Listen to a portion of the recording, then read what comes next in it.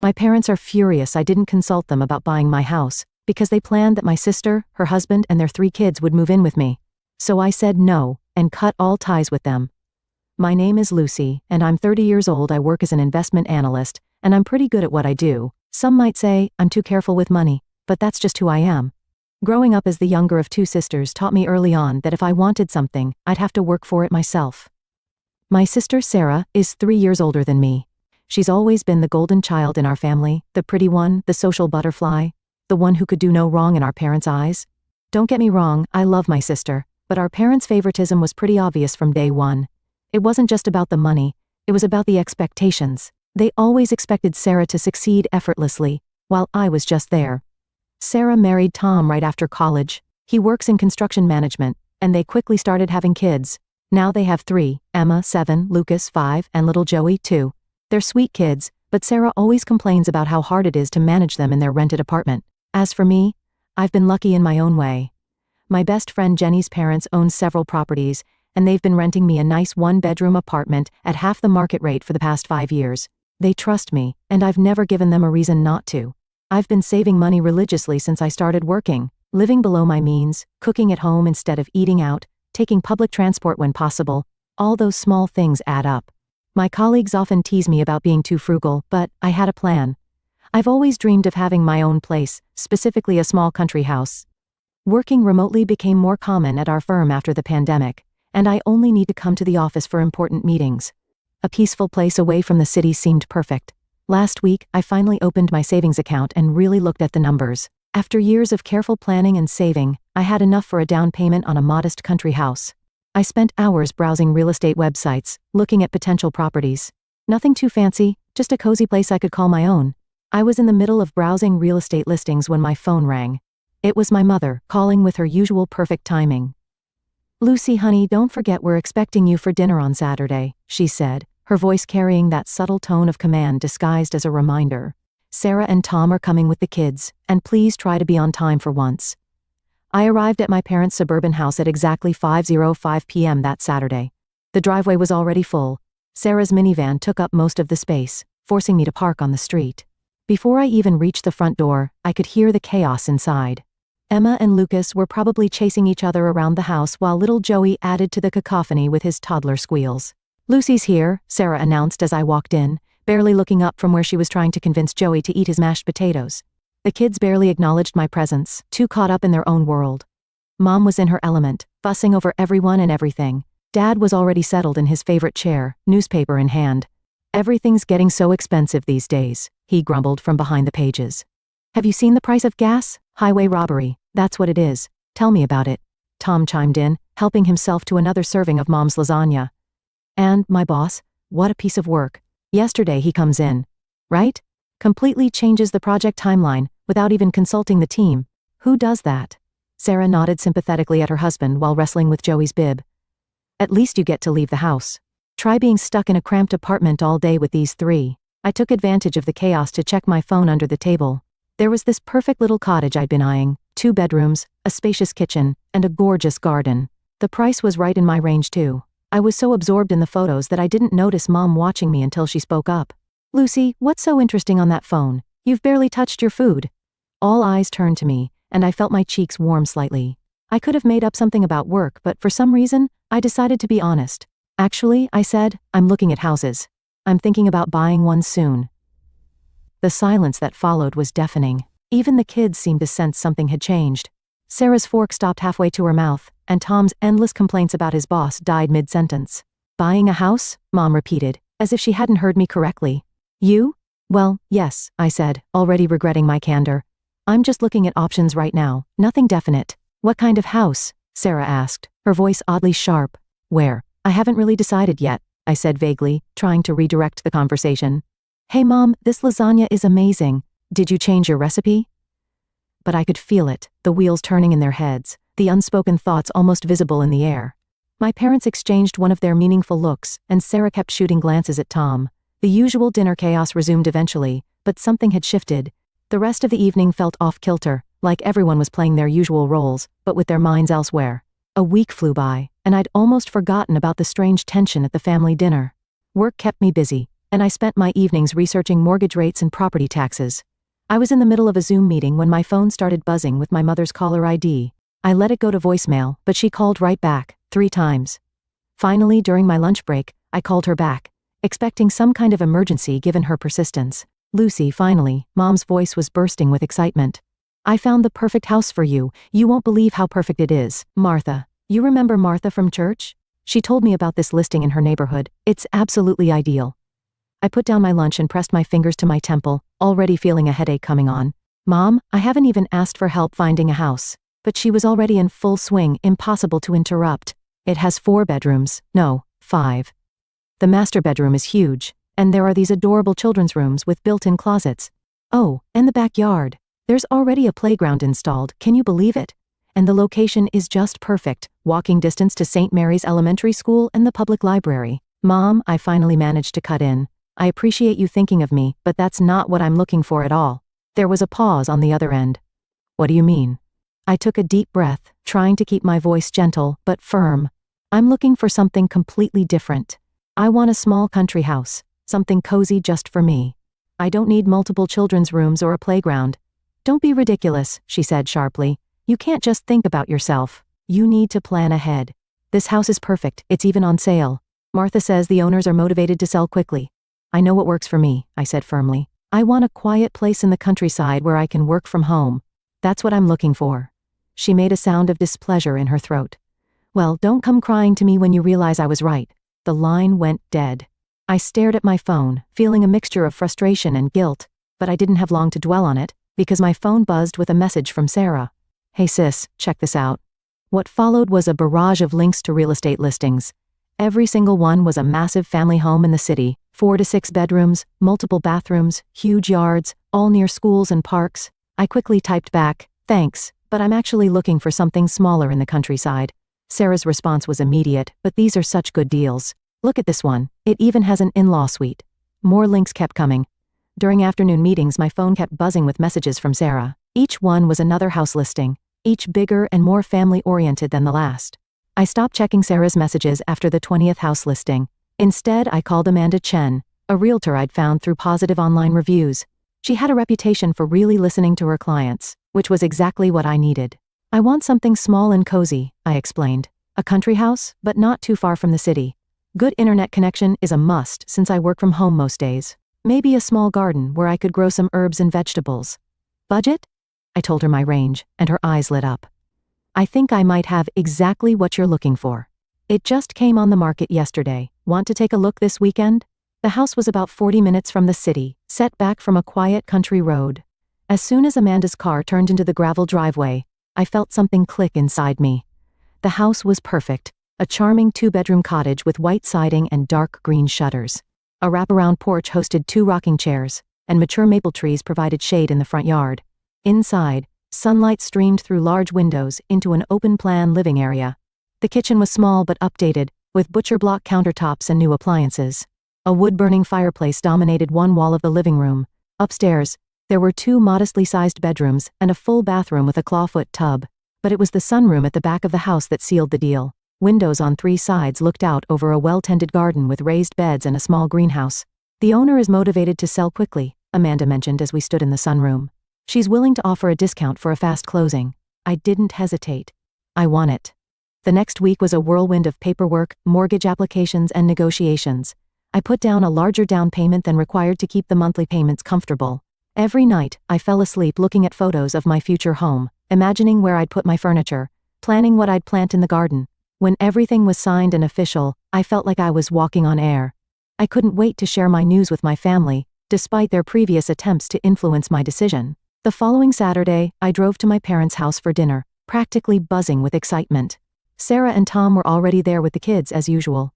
We settled in for dinner, and Mom served her traditional pot roast. The usual complaints and conversations flowed around the table: Tom's latest workplace drama, Sarah's struggles with the kids' school schedules, Dad's commentary on the economy.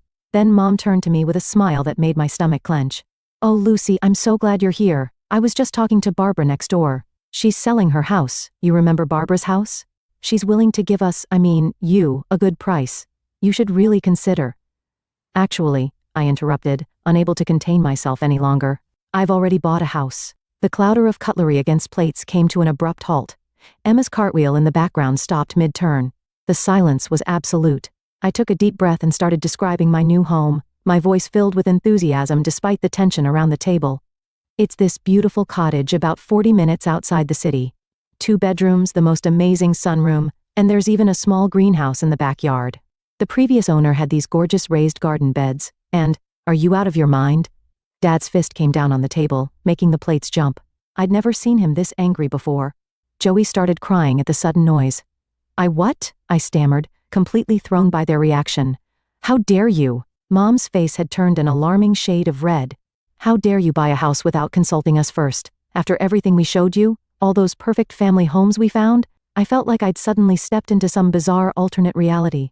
Why would I need to consult you about buying my own house with my own money? Because we had it all planned out. Mom was practically screaming now. Barbara's house would have been perfect. Right here in the neighborhood, plenty of room for everyone. Room for everyone? I repeated slowly, feeling increasingly confused. It's just going to be me living there. The silence that followed was deafening. Mom and Dad exchanged looks, while Sarah sat there with an eerily calm expression on her face. Tom was suddenly very interested in this plate.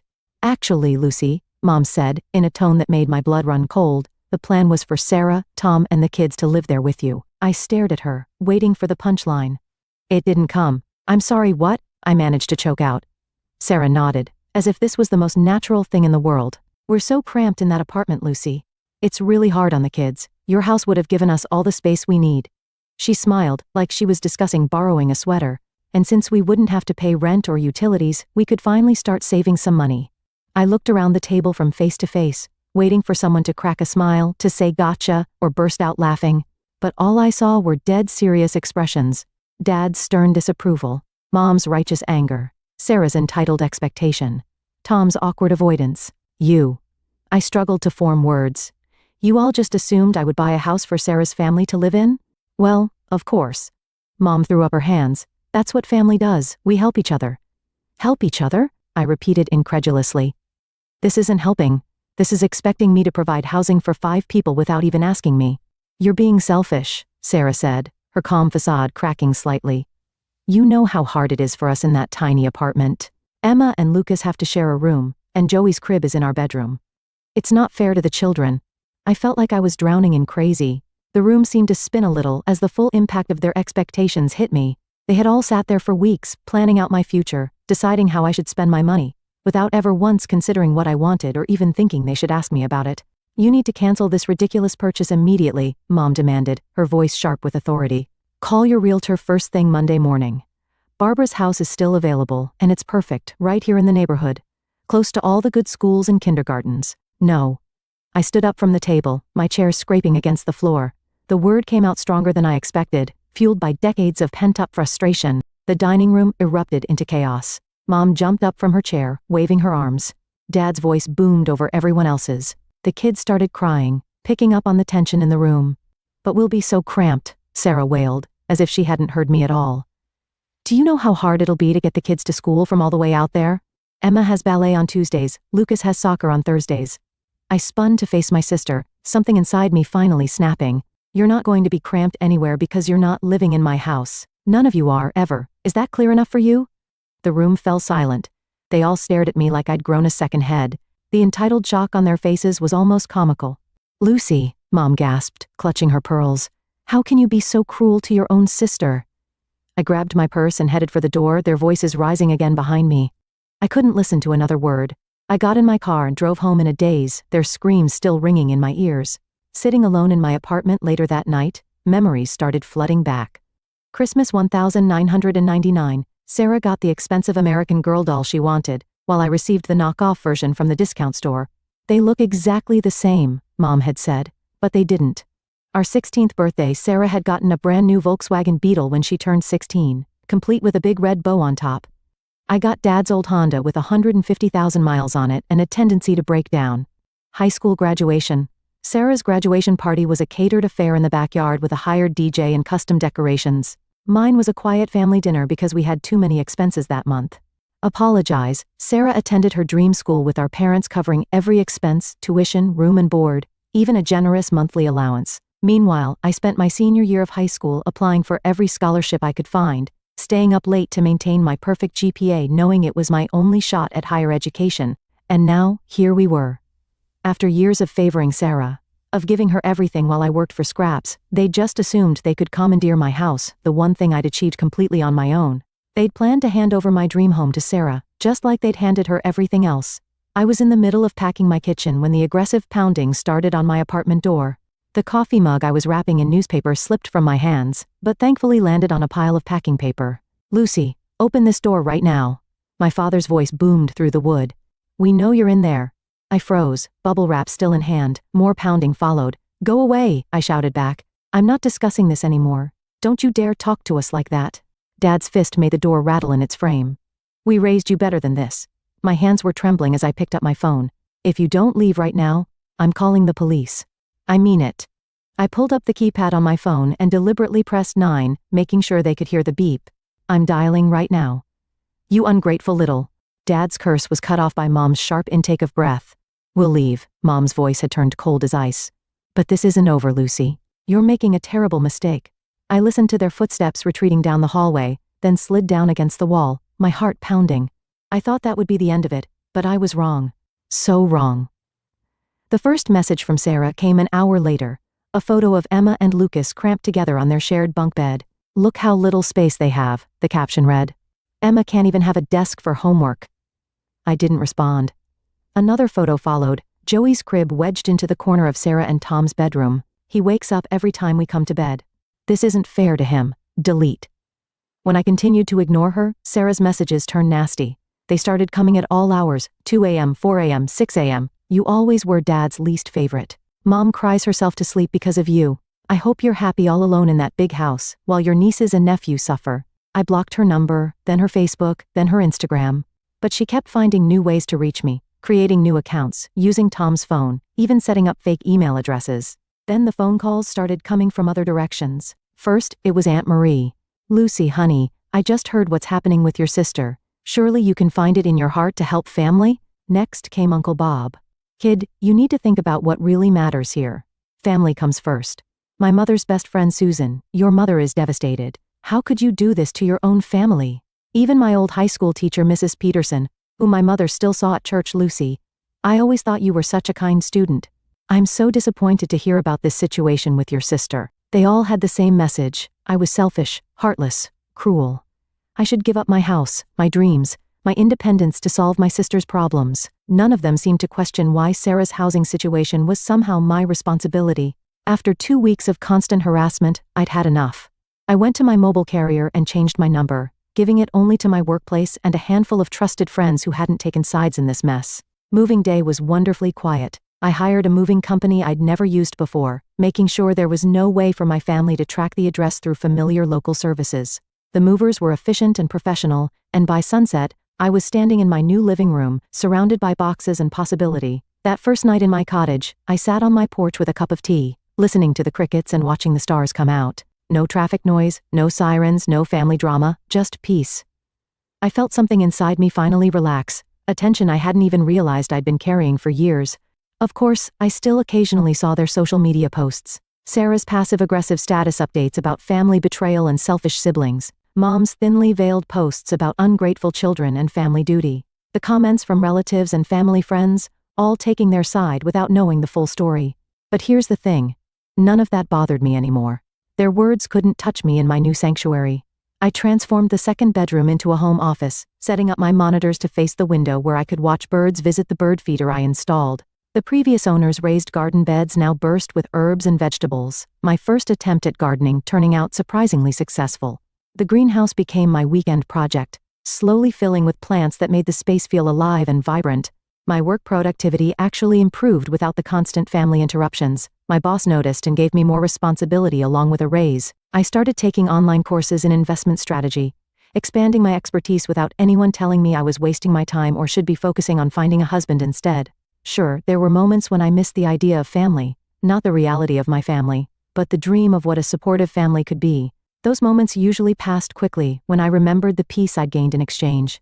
I made new friends in the area, other professionals who worked remotely, a local gardening group that met monthly, neighbors who respected boundaries and didn't feel entitled to my space or time. None of them knew my family history, and I preferred it that way. They knew me as I am, not as the person my family tried to force me to be. The funny thing is, I'm probably being more true to my parents' original dreams for their daughters than Sarah is. They raised us to be independent, successful women. They just never expected me to be the one who actually did it. And they certainly never expected me to be independent from them too. Sometimes the best family you can have is yourself, at least until you choose to add to it on your own terms, in your own time, in your own way. And that's more than enough for me.